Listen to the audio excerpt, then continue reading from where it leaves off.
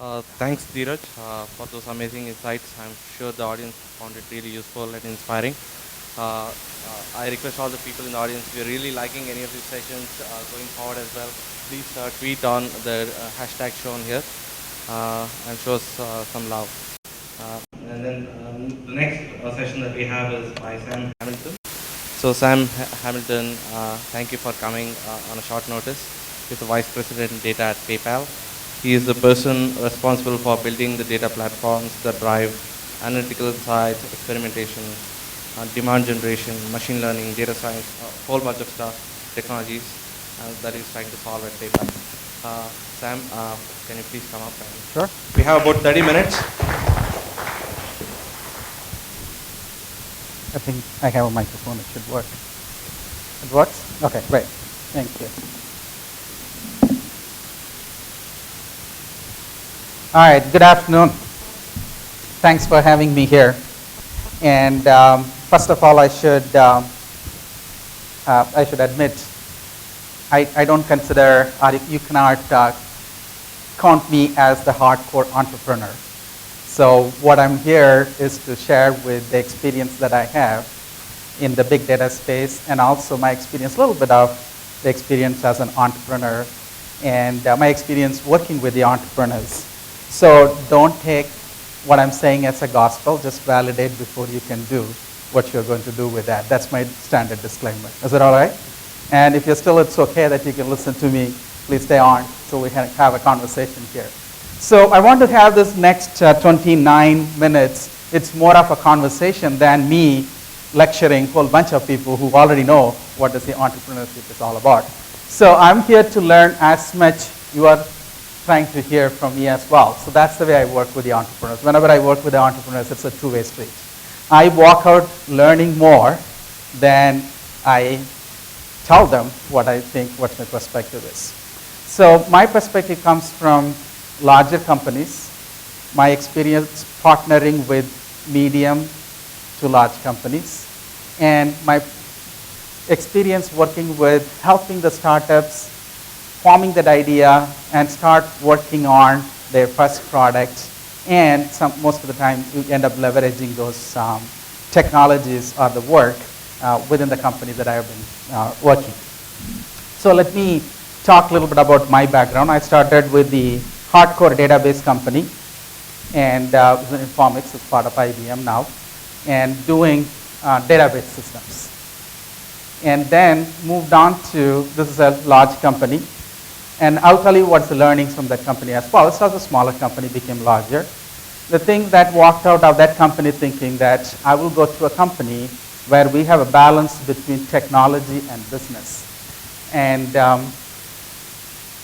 Informix is all about cutting edge technology. We were building what we called at that time a data blade. It was too sharp, cut even us pretty bad. So the company wasn't focusing more on the business, but more on the technologies. I'm a hardcore technologist. I enjoyed my 11 years of that company. And end of the day, I felt and saying, well, it's interesting that you need to have a technology, but you need to have the business side of that as well. That means you need to really understand what the consumers want, what is your customers want. You need to build for the customers. So it took 11 years to realize that because I was a hardcore technologist. So that's my lesson number one from the first company. So second company is again a startup. I tend to go to a startup company when it becomes bigger, I tend to learn. Second company startup, it was a good outcome. It went public, and it was an interesting ride being a VP of engineering in a company that's going public. It was an interesting. We're working very closely with the founders, and all the challenges comes with that, all the opportunities comes with that, and the economic downturn. All those things in the year 2000, you may probably remember. And the challenges with that stuff, it was an interesting experience. And lesson from that one is that you need to have good processes in addition to the technology and business. You need to have scalable processes to sustain yourself as a company. That's the lesson number two. As we grow, that you need to have that. So then third, well, this is a startup fever. being on a startup, going public, at that time you realize, well, if only I had the founder shares, it would be better with the same thing that we can do it again. So I tried out with two of my friends, started a company. It didn't end well. And we did a pretty good idea, pretty good technology that we worked on. And I know you are waiting for my lesson number 3. I'll come to that right away. The lesson number 3 is, if you are a founder, you should be able to convince your founding members or the partners the size of the slice of a pie could be bigger than a pie. Let me explain. When there are 3 founders had an interesting idea, working on that, we need to bring in funds so that we can grow the business. Now, if you are a founder thinking, I can't let my 1/3 of my share go, there won't be any investment coming in. If you don't get an investment, you will not be able to grow. So now I got to choose whether I want to keep a small pie myself, or I can expand the pie and get a slice. That's my lesson number 3. Lesson number 4 is, I went to again a startup, which was bought over by a big company, and I went there as a chief technology officer to rebuild the technology and integrate that with the company. And it was quite interesting. It's in a few countries, and also there's been 5 different companies built together as one company. So now you have 5 different mindsets, 5 different way of operating, always denying, was I bought over by this company? What does that really mean to me? Lesson number 5 is, if you are a startup, if you are merging with a startup, create an identity together and stick to that identity very quickly. Otherwise, down the stream, it is going to be harder.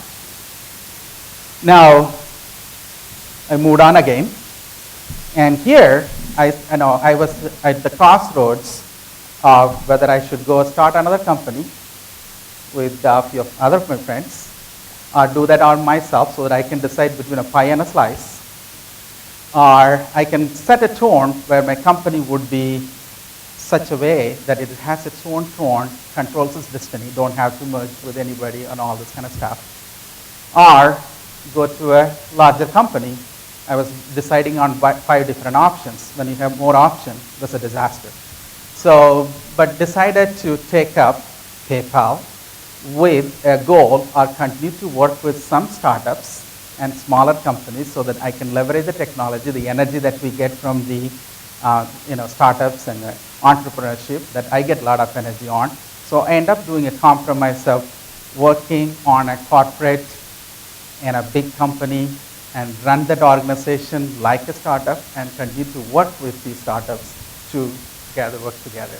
So I find that to be kind of a sweet spot of doing both, being on both the world of that. That really helps me and helps the companies that I interact with.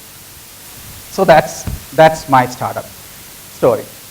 And I don't know anything beyond this. Beyond that, if you are going to be asking about the startups, I'll plead ignorance. Now, let me come back to big data. I think that's one of the topics I've been asked to address. Here is the way I look at the big data. And if you had asked me, what about the big data a couple of years ago, I would have said it's a hype. Now I don't agree with that. Here is the way I look at it. Big data has its place. Is the big data is the solve for all the data problems? The answer is no. Here is the reasons why people are going for big data. Reason number 1, the unique solve that big data brings in is the joining the data between a structured data and unstructured data. And you may probably argue with me, why can't I translate that unstructured data to a structured data? Then done with that, I don't have to deal with the unstructured data. Here is information for you. the transformation of the unstructured data to a structured data is not a one-time job. Today, say take a look at an example. We get, take a feed from Twitter and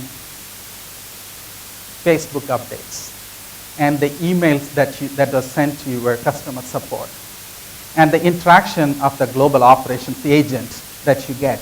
All of them come together. Can you put them in a structured relational database?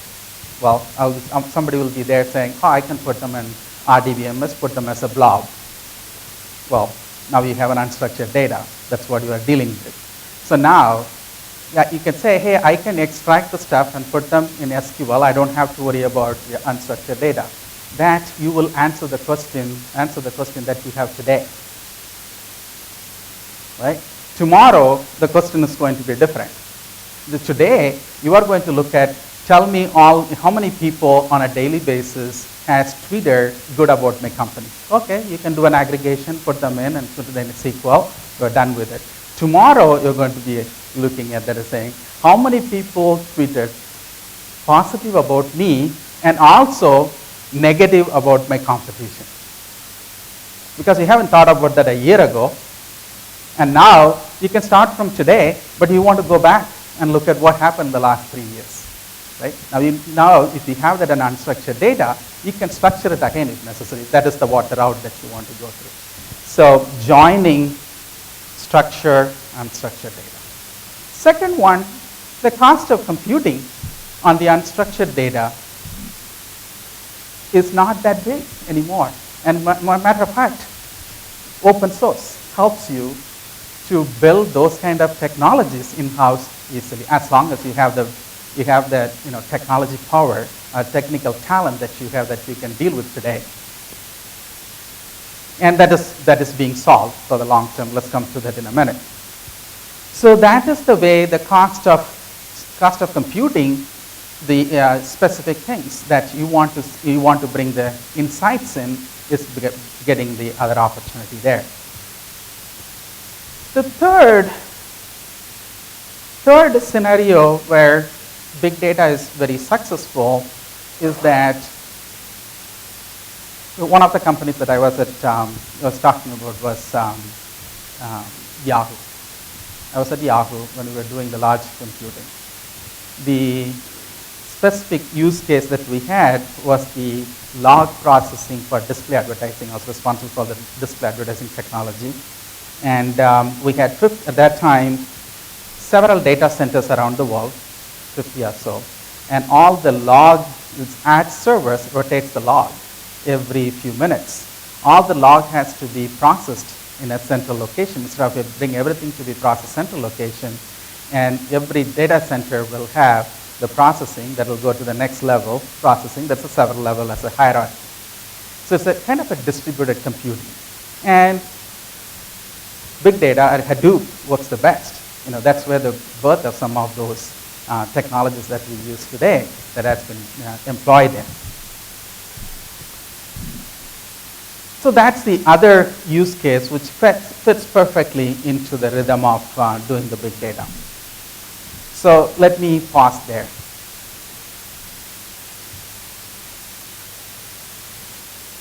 And now talk about how PayPal we use the big data. Here is the principle that we work with, or we have that as a guiding principle. We are one of the largest enterprise data warehouse user from the partner or vendor that we use. We have the partnership very close, our large partnership. We build the operating system with them, and we get to use that a couple of years ahead of rest of the world could use. So and we have the larger Teradata systems that we built all as part of our EDW. Then we have an enterprise data warehouse that's on the one end, which I call that as a use case, or the kind of data that we have is low density, high concurrency. That means it's not a big in terms of storage, but at the same time, a lot of people are going to hit that at the same time. So that's the use case for highly structured, enterprise data warehouse. On the other end, we have a large clusters with large number of nodes. That is the Hadoop or Hadoop story. I call that system as high density, low concurrency. I'm not going to have 10,000 people hit that system. We have the scientists and few of the analysts. We do that as an exploration. We do that as an aggregation. We do that as a summarization, whatever you want to call that. It's more of doing stuff and bringing that for a high traffic, high usage into the warehouse or another system where we want it. In between of a medium and medium for the density and the concurrency, that's where the system that we have built with our partners for ourselves, which is going to be available commercially outside as well. So we have what I call the hybrid approach of SQL on one end and the Hadoop on the other end, or RDBMS on the one end and unstructured on the other end as an adaptive platform. That means it depends on the data that we get in and depends on the use cases that we have on top of the platform that we have. It will be stored in different places. Unavoidable here is the duplication. Sometimes we have to duplicate information across those platforms, but you need to be careful. Some people who have dealt with the data and replication, you need to be really careful not to go out of the sync. You need to have a single source of truth. That means you need to keep them in sync. So adaptive platform. Now to access those, we really have that as a data as a service or data operating system, that's what we call internally, to allow the applications to get into the data infrastructure without worrying about which system it is connecting to, what data it is going to be accessing. Make that to be more metadata driven and also automatically routing to different places, so we can evolve infrastructure while we are keeping the application same and evolve the application keeping the infrastructure same. So that's what we do at PayPal. So that's about the big data story. So there are specific use cases that continue to thrive when it comes to structured data on the SQL and the unstructured data coming in. So one is not replacing the other yet. Although there's quite a bit of investment in the big data side, we need to wait and see how can that be. So one of the analogy that I typically use when I talk about the structured versus unstructured or semi-structured, there's a structure always, if you can understand that, is the telephones. I don't know how many of you have, still have the telephones at home, which is a corded telephone or what do they call the landline, right? Landline. And I'm not sure it's a fair comparison or not, but at least it works for me to think about, in a structured way, which is I look at that being a SQL system. For me, it's like a landline phone, whereas the Hadoop is like my mobile phone or cell phone. And I think if you look at the curve when you go back home, search for the growth and decline of both telephones, right? And I think we're at a point. They think that there's more mobile phones than the landline, and people prefer, if they can do with the mobile phone or a cell phone, they would rather do that than a landline. I think that is the state we are in. That's pretty similar to compare. I don't want to get into the causation problem here, but it is similar if you think about that. And sometimes it is more convenient or more